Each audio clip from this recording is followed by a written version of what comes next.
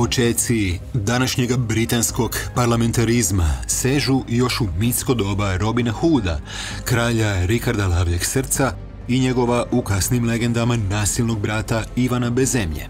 Upravo je taj silnik pod oružanim pritiskom svjetovnih i crkvenih velikaša 15. lipnja 1215. u Ranimedu pokraj Windsora izdao veliku povelju o slobodama i pravima podanika nazvanu Magna Carta Libertatum. Pisana je neprekinuto, ali prihvaćeno je da sadržava preambulu i 63 članka. Poveljom se vladar obvezao da će poštovati ljudske slobode, prava i imovinu, te da nikomu neće uskratiti pravnu zaštitu. Time je ograničena kraljeva vlast, a zajamčene su povlastice engleske crkve i nemiješanje kralja u crkvene izbore.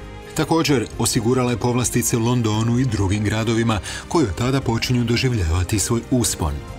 Vladavina Ivana Bezemlje izazvala je nezadovoljstvo engleskih velikaša, te je na kraju morao potpisati veliku povelju sloboda. U sve se upleo i Rim, pa je papa Inocent III bulu proglasio ništavnom. Ivan je unajmio plaćenike i s njima krenuo u borbu protiv plemstva. Unatoč uspjehu, ubrzo je umro, a njegovi su nasljednici pokušali poništiti veliku povelju sloboda. No, ona je i dalje služila plemstvu kao dokaz njihovih prava, pa je 1265. sazvani prvi engleski parlament. Povelja je ostala aktualna stoljećima nakon donošenja i podloga je budućoj britanskoj ustavnoj monarhiji. Zbog toga se smatra jednim od najvažnijih državnopravnih dokumenata u svjetskoj povijesti.